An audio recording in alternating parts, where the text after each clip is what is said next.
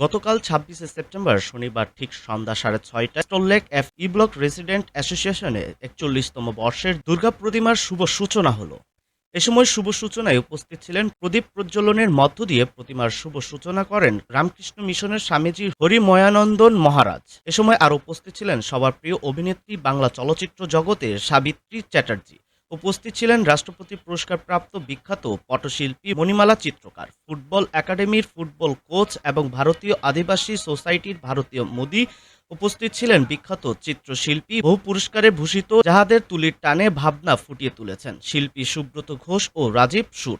উপস্থিত ছিলেন ক্লাবের উদ্যোক্তা রাকি সরকার, পৃথ্বীরাজ রায়, শুভ্র সেনগুপ্ত, সবাক সহ এলাকার ও অ্যাসোসিয়েশনের সকল সদস্য, আদিবাসী বৃন্দরা ফিতে কাটার মধ্য দিয়ে এবং প্রদীপ প্রজ্বলনের মধ্য দিয়ে প্রতিমার শুভ সূচনা করেন। এরপর প্রত্যেক সম্মানীয় অতিথিদের উত্তরণীয় পরিয়ে পুষ্প স্থাপক দিয়ে সম্মানিত করেন এবং অভিনেত্রী সাবিত্রী চ্যাটার্জিকে সম্মাননা প্রদান করেন।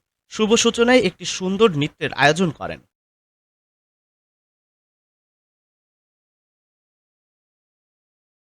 দিল্লিতে, কিন্তু এরকম একটা সুযোগ বা ভালোবাসা থেকে যখন আমি সেটা পেলাম হাতে, তখন সেটাকে আমি গ্রহণ করলাম। এই বন্ধু বান্ধব না থাকলে করতাম না, কারণ